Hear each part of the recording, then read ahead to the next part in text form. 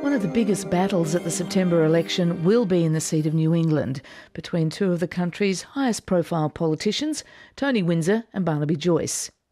Yesterday, Tony Windsor raised the stakes, saying in the Parliament that there are significant rumours that Senator Joyce is about to receive a windfall donation from Australia's richest person.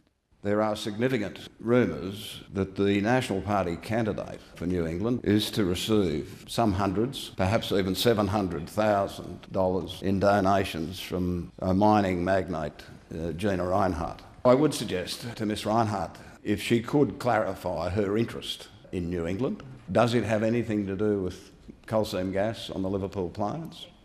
Does it have something to do with the water trigger that's currently before the Senate? The one Senator Joyce, who is a candidate in New England, was part of the delaying tactics to prevent that particular amendment getting through the Parliament the week before last. Are any of these things in fact related?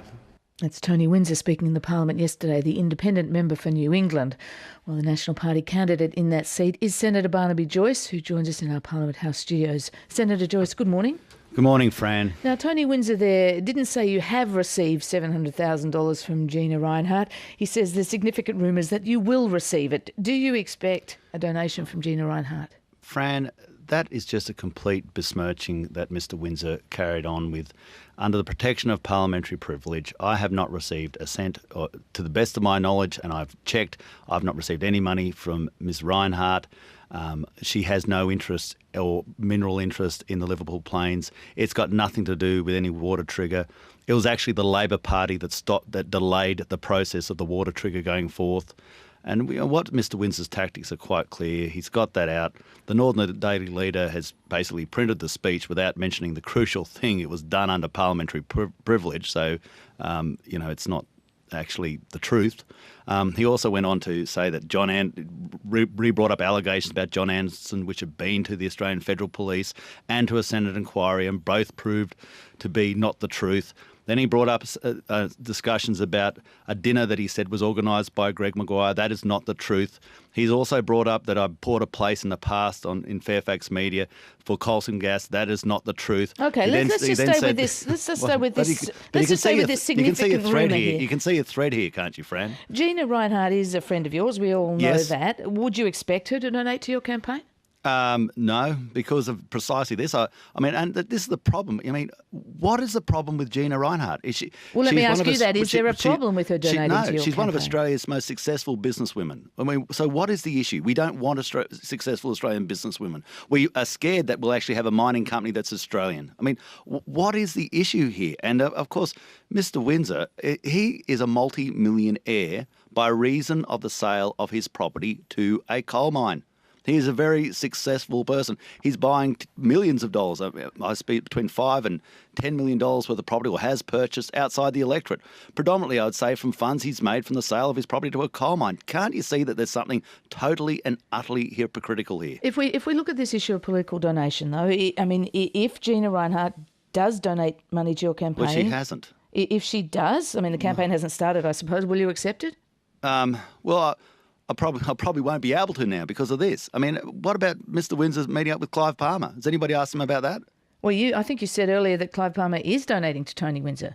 Is he? Well, if he is, good luck to him. Well done. Do you think he is? I've got no problems with it. We've spoken to Tony Windsor this morning, who said he's not, that he hasn't received any money. Well, good luck to him if he is. I don't have a problem with it, but I just find that what Mr Windsor has done, like 2 weeks ago, Mr Windsor was talking about, Coward's Castle, and that's his own statements, and the protection of the chamber, and then 2 weeks later does exactly the same thing himself. There is such a thread of hypocrisy in everything it is. Now, I know he's under pressure. I can understand that. But you can't just go into the chamber and make statements, not questions, statements that are just absolutely not the truth. Well, he did say it was a significant rumour. I guess he didn't say it was a fact. But is the issue here... I've got a significant rumour that people are donating to your campaign. I've heard things about you, Fran. I have. And now I'm going to go down to the chamber and talk about them. Do you think that's fair?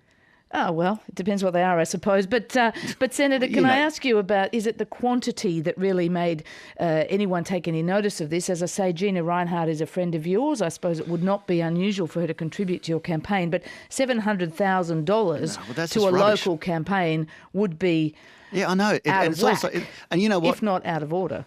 And Fran, $500 million would be out of whack too. That is also a load of rubbish. But the fact is, she hasn't donated anything to the campaign.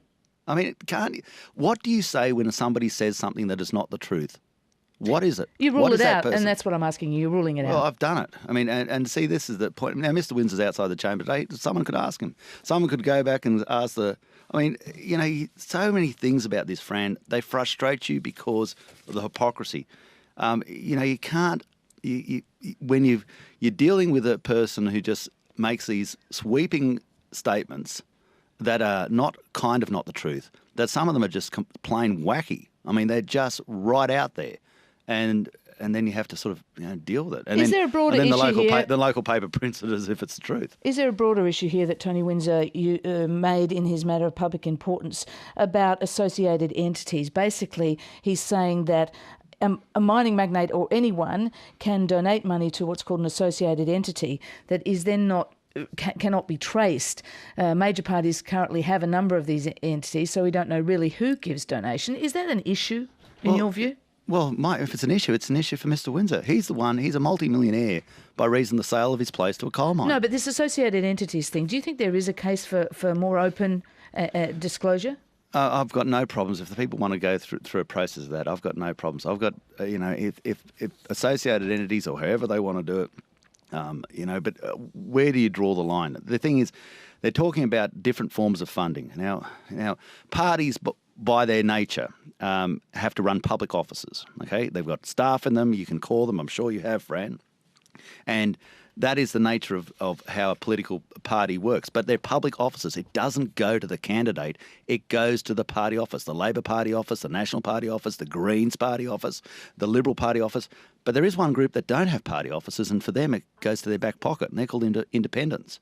And since 2001, 2004, 2007, 2010, if you look at the funding returns, that is the money that, for instance, Mr. Windsor has received, and you put against that his expenses, then it looks like he's received over $250,000. Senator Joyce, thank you very much for joining us on Breakfast. You're welcome. Senator Barnaby Joyce is the leader of the National Party in the Senate and the National Party candidate in the lower house seat of New England. It's 8:26. RN